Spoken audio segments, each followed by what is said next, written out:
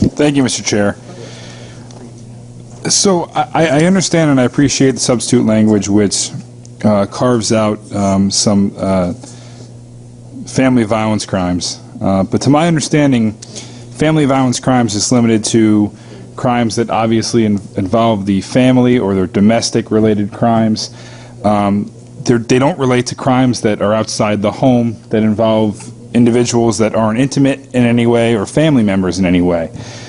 So my understanding of how this language is written is there's a plethora of significant serious crimes that will be placed under the auspices of this law.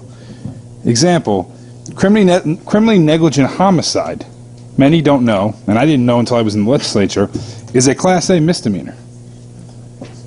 If that was committed upon an individual who was not a family member or an individual that wasn't domestically related, under this bill, someone could commit homicide and have an automatic erasure from their record without any input from a victim, any input from a police report, nothing.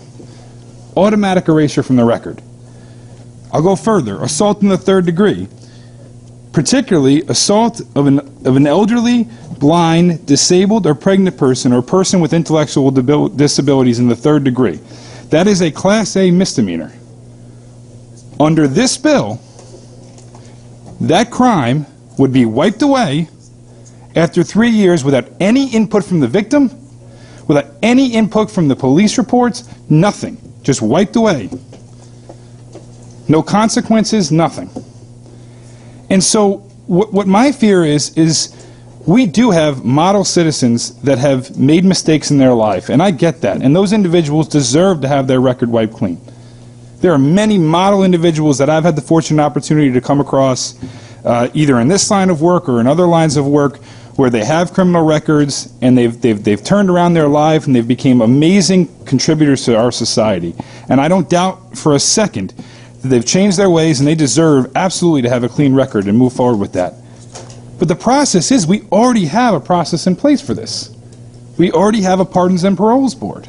So if an individual has changed their life, has turned it around, or is a model citizen, they can go to the Pardons and Parole Boards, apply to have their records erased, and if they can prove to this board that they've turned around their life and they've learned from their mistakes, they will get a pardon, or at least they should get a pardon. So if we were having a discussion today about maybe expediting the pardons and paroles process, if we were having a discussion today about making it a little easier for certain individuals to have their records erased through the pardons and paroles process, I would be absolutely in favor to listening to that and to playing a role in that. The problem is we're talking about a bill here that completely erases the records of individuals who have committed some very serious crimes with potentially very serious injuries to the victims without any input from the victim whatsoever at all.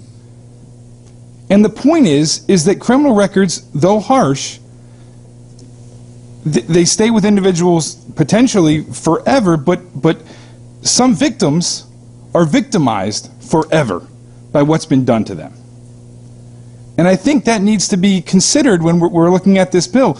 Again, we have some very serious crimes that are misdemeanors who have, I'm sure, victims who are seriously, their lives are seriously altered based upon what happened to them. And they have no input whatsoever in that individual that committed that crime having their record erased because of it. So again, I don't doubt for a moment there are individuals that deserve the opportunity to have their records erased. And if we want to have a conversation about making the pardons and parole process a little easier, a little more expedited, a little better, the standard being a little different, that's okay, and I'm willing to have that conversation. I want to have that conversation. But to say that we should erase the records of every single individual, regardless of any victim input, regardless of any other facts that might be significant facts in the case, for, again, some very serious crimes, I think this is going in the wrong direction. I think there's a lot of unintended consequences here. So I appreciate the time, Mr. Chair, and thank you very much.